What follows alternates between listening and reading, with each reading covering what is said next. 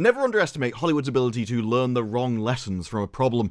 At a time when the global box office hit $30 billion, which is down 11.5% from the previous year, if you remove China from this figure, simply because they're such a huge outlier, you end up at $21.2 billion. That's 19% down on the previous year, despite the fact they released almost 200 more movies. Hilarious.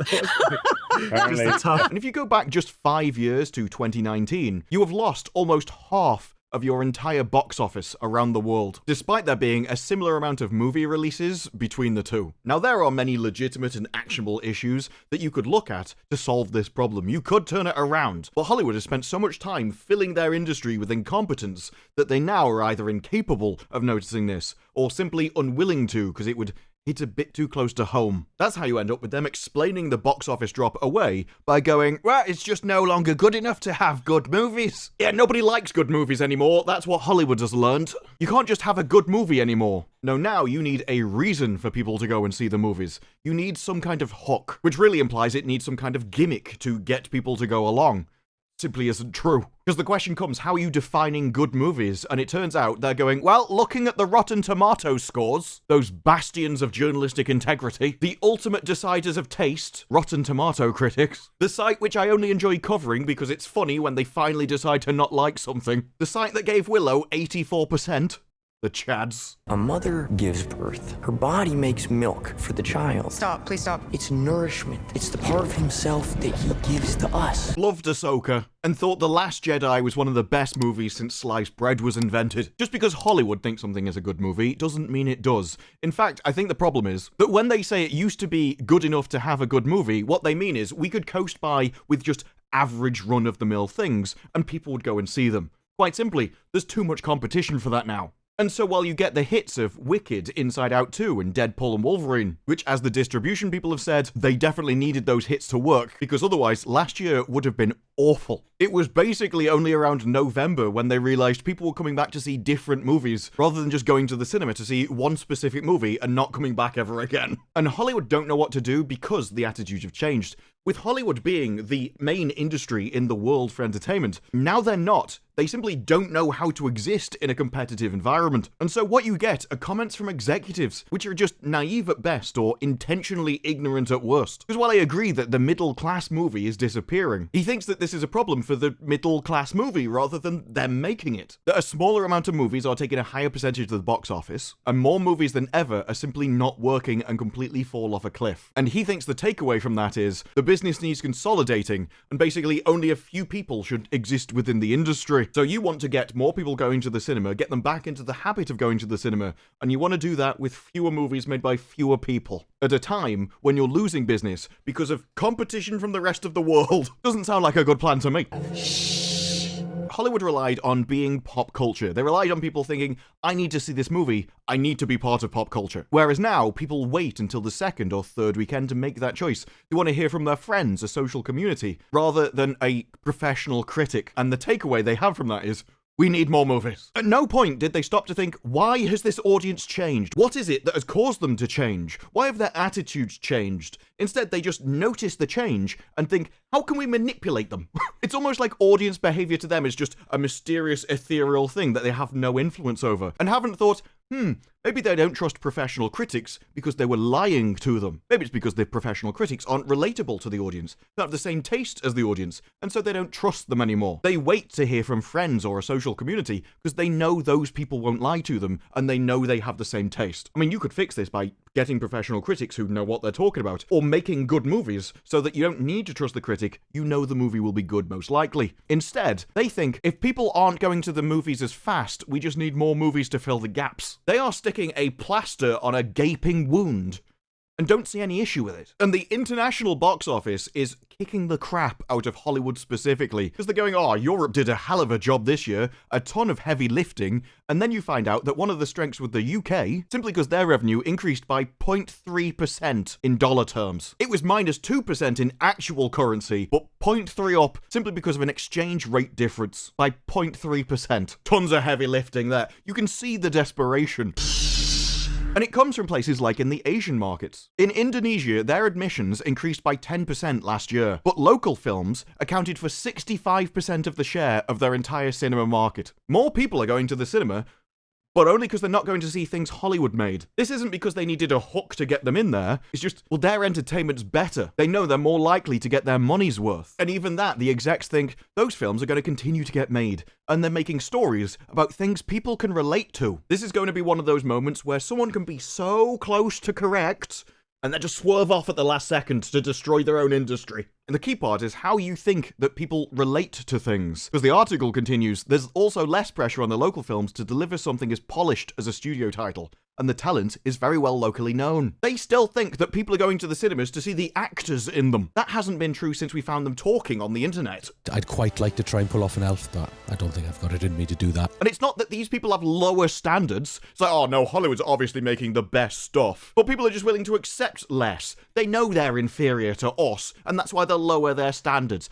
The attitude is disgusting, when really what it comes down to is people can relate to it. The industry of Hollywood, the values of Hollywood, the values of the people that make it and put it into their stories, no longer represent people in other countries. It's got far too extreme and far too localized to America, and so the further you spread out from sort of the western area of the world, the less they can even relate to you at all. And the more Hollywood becomes insular and doubles down trying to piss off the other half of their country, there's almost an exponentially growing void for the rest of the world. This is important when stories are how you pass values down to the next generation, how you teach people to cope with tough situations in a safe environment without actually forcing them to go through the experience. There's a reason why stories have been told for thousands of years around campfires, why we find value in them and find them comforting, because there's an evolutionary advantage to it. In this, no, you just need to relate to them. It's just because they're Asian, so obviously they like Asian people in their movies. This is literally as complex as Hollywood thinking goes. They look like me, that means I relate to them. And yes, well, I do think most of the representation talk is simply people within Hollywood playing their own identity group to get future work. Just because it's all based on self-interest and ego doesn't mean it's not destroying the industry. What happens to an industry when you hate the most competent people? Well, that. This is why the gap between what works and what doesn't is getting larger and larger. Because the difference in moral systems is getting larger and larger. And the more that Hollywood doubles down on things like representation, the wider that gap will continue to become. To an international audience, they don't really care whether you're a Mexican or Puerto Rican. They just want the most talented person. But Hollywood doesn't. To Hollywood, that does matter. We evolved to a place where we were properly representing the people that the story's about. I'm not Puerto Rican. Is that okay? I feel like it's none of my business.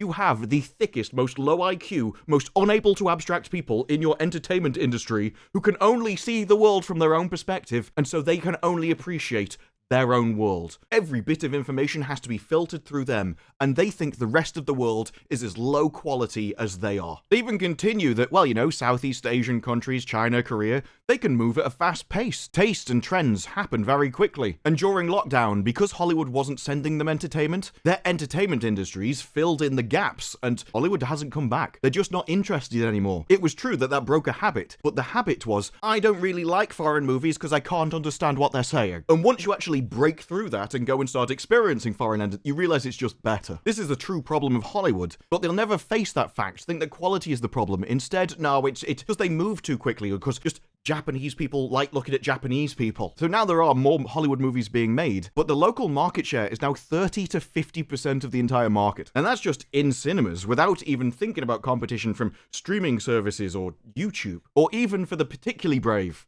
going outside. Hollywood is in a position where it's had more competition than ever before, high-level competition than ever before, competition which is specifically being tailored to an audience, and yet is entirely unwilling to think, maybe we're the problem. Hands. Are we the baddies? Because there is nothing about Hollywood which is high quality anymore. Everyone's commenting about how CGI looks worse than it did 15 years ago, and things are just being made without a script. The Boys showrunner Eric Kripke says scripts for season 5 are half written, despite filming being underway. Over a month ago, they had the first look for the new season. Half the episodes are still unwritten. And he thinks it's just because we're used to changing things as the world changes. Even in season 1, the whole me as well movement kicked off. They just decided to crowbar that into the TV series. And he thinks this is normal. That doesn't really scare us. That's par for the course. You're always rewriting things right up until the day of the shoot, and sometimes the day of the shoot. That's insane. Yes, maybe you can think, well, that line doesn't actually work, but you should probably have your script finished before you start filming. You should know what it's like. You should know whether it's going to be good, not sitting there in the room going, this is awful. I'm a hack. I don't make a script for these videos, but I don't pretend to spend $200 million on them. If I did, I'd put an extra couple of days into it. And yet, The Boys is going up against international entertainment with classic stories. Whereas what is The Boys offering? Typical American entertainment. As he says, I think The Boys is probably, for better or worse, a political show at this point. Season 4 was political, and we just sort of lean into it. What that does is cut off the world from your entertainment, because I don't care if you're some kind of weird, evil political lunatic. Look, your taste on how much you want to destroy the world can stay over there in California, where it doesn't affect me. But I'm not going to go and spend my time watching a TV show about it, especially a poorly made, badly written one, where you can't even bother to finish the script before you start filming it. Because the show has always been about this, just various different delusions and fetishes. I wouldn't be surprised if the only time the script got any work done to it was after a wet dream. Oh yeah, tell me what you're going to do to me next.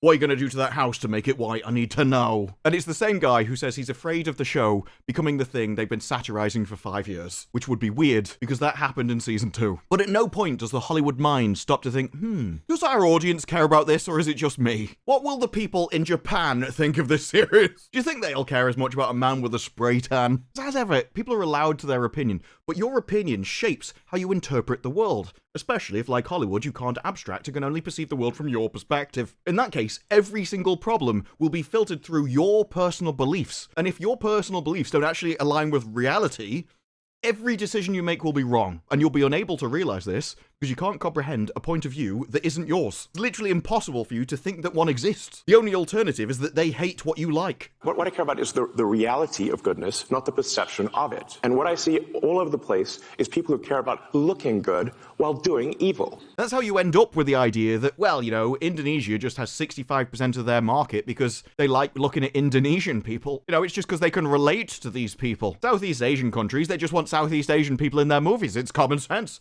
What they want is representation. So if we add that into American movies, we'll get the same gain. They'll never think it's the quality of what they produce, because what they produce is already their own value system. And what is their value system? Well, Anthony Mackie in his new movie didn't actually think he was going to become Captain America. Instead, in Endgame, they were like, they're getting rid of me, man. And he was like, I'm like, damn, you know, being black, I'm like, I'm gonna die, damn. Like, they're getting rid of me, man. I know quotes are supposed to be exactly what someone says, but when they do speak like a 3-year-old, perhaps clean up that language into proper English. I just found it interesting, the reason why he thought he was he's like, oh my god, it's gotta be racism. It is. Because I'm obsessed with my own perspective, so I view everything through the world through me. Or you've got Rami Malek. I was subject to a racial profiling incident because I looked like a criminal. I fit a description. And he's like, I can't believe I've been subjected to such filth. I mean, apparently he's Egyptian, and I'm just like, have we just all worked out this is a magic spell and we're trying to cast it on ourselves now? Or we have, and I don't know how to pronounce his name, it just looks like Digimon. I can't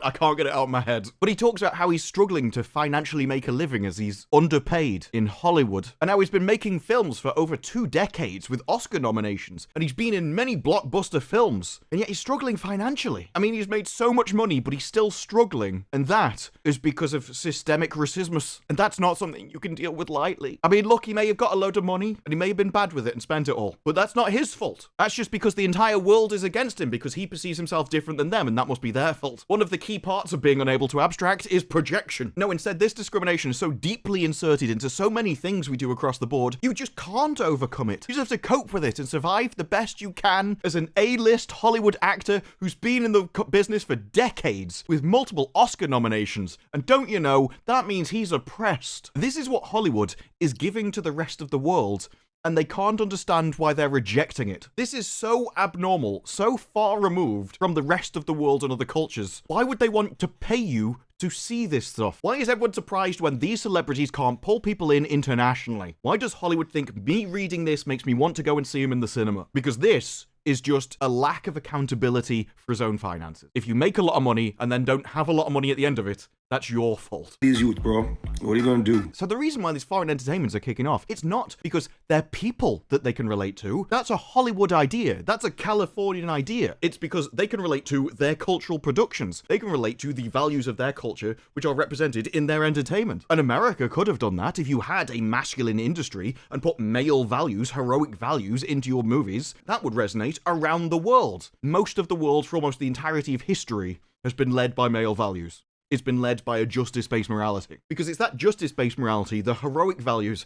which resonate internationally. It's the man standing up and doing men things that resonate with a male audience. And instead, in Hollywood, we get them doing local, Californian political shows with extreme beliefs that anyone with just a vague knowledge of reality can't get behind. They offer you things about deconstruction, where you're a superhero show, but you deconstruct and break down the superhero, the absurdities of superheroes. You poke fun at the hero and how stupid a world of heroes would be, because heroes are horrible people. That's the care-based morality that looks at justice and goes, well, that isn't equal, that means it's evil. They look at heroes as if they're evil because they give people what they deserve, and what they deserve isn't the same as other people. What you deserve varies according to your actions. It leads to inequality. And that's a good thing, because some people do deserve to be in prison, and other people don't. But Hollywood and California can't realize that. Unable to abstract, they interpret everything through themselves. And they know they're horrible people. They know what they'd be like if they had the power of a superhero. They know